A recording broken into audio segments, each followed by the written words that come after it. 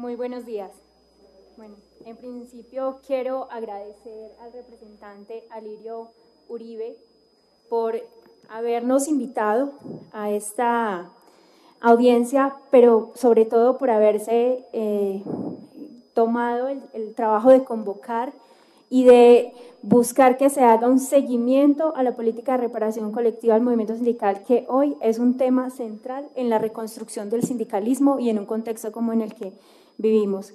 Quiero aparte saludar a los compañeros y compañeras de las centrales sindicales que nos acompañan hoy y trabajadores y trabajadoras presentes, además de las entidades del gobierno. Quisiera en esta intervención, bueno, en principio nos han invitado a hablar sobre nuevas formas de violencia. Queremos hablar sobre esas estrategias, de esas formas como la violencia se renueva, sobre un poco cómo la impunidad las mantiene, cómo se criminaliza la protesta social y finalmente mencionar algunos asuntos sobre cómo la reparación colectiva debe responder a estas formas en que se persigue y se excluye al movimiento sindical colombiano. Bueno, en principio creo que ya lo han mencionado las personas que me precedieron, pero creo que nunca es suficiente señalar las dimensiones de la violencia que ha sufrido el sindicalismo en Colombia.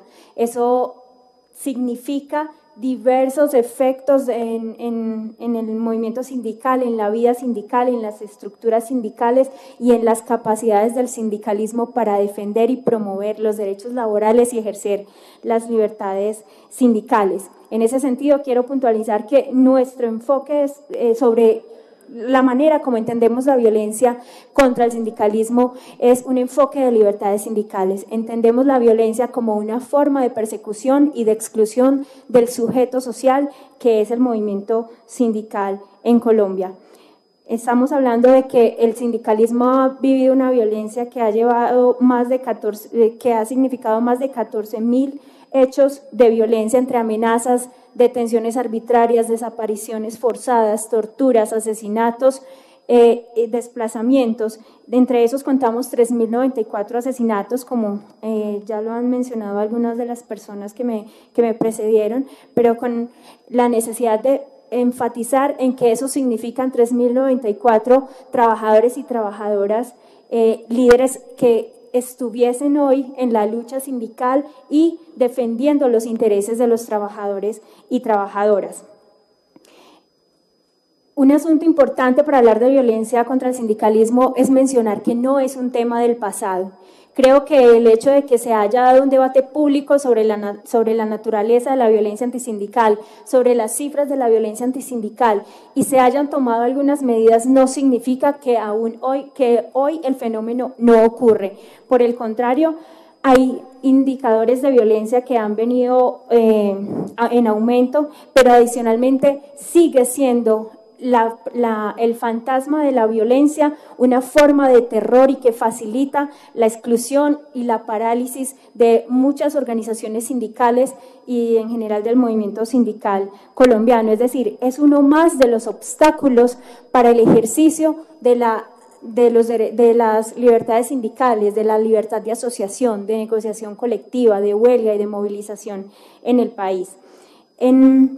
Respecto de cómo se ha venido moviendo la violencia recientemente, creo que para nosotros ha sido posible identificar en el seguimiento permanente que hacemos a la violencia en contra de sindicalistas, el hecho de que se advierte en los últimos 5 años una tendencia descendente de algunos de los indicadores de violencia, principalmente en el tema de homicidios.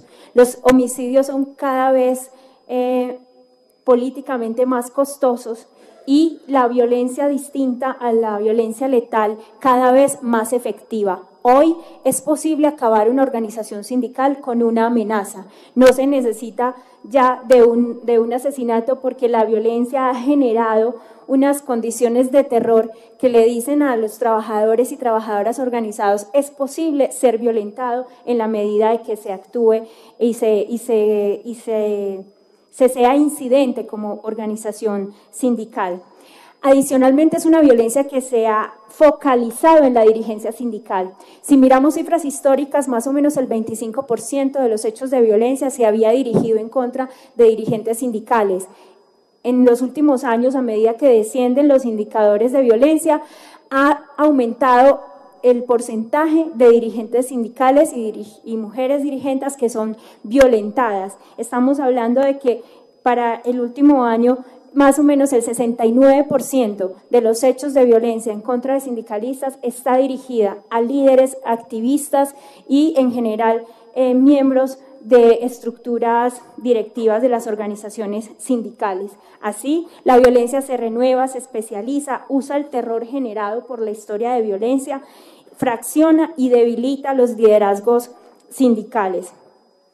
Y bueno, pese a que la violencia disminuye, la agresión contra la dirigencia sindical, como les señalaba, no solamente se ha focalizado en ello, sino que ha ido también en crecimiento en los últimos años. En los últimos 5, por ejemplo, el 63.04% de la violencia ha estado focalizada en liderazgos, activismos, cargos directivos sindicales. Y más grave resulta que para 2015 esta violencia alcanza el 69%. De esa violencia, parte de los resultados del seguimiento que hacemos es que son principalmente grupos paramilitares, organismos del Estado, guerrilla y delincuencia común, en ese orden los victimarios del movimiento sindical. La impunidad, estamos contando que más o menos el 95% de los hechos de violencia en contra del sindicalismo se mantienen en la impunidad. Y resulta preocupante que las medidas que se han tomado para promover, digamos, la lucha contra la impunidad han significado muchísimo fortalecimiento del aparato judicial, de generar condiciones para investigar y avanzar en los casos de violencia contra sindicalistas, pero eso no ha significado realmente que esa impunidad haya cedido y que efectivamente se esté investigando hoy más y de mejor manera. Es decir, los avances han sido, a pesar de las medidas mínimos respecto de lo que se ha hecho y de hecho respecto de lo que se venía haciendo antes, por ejemplo, de medidas como las que propone el Plan de Acción Laboral.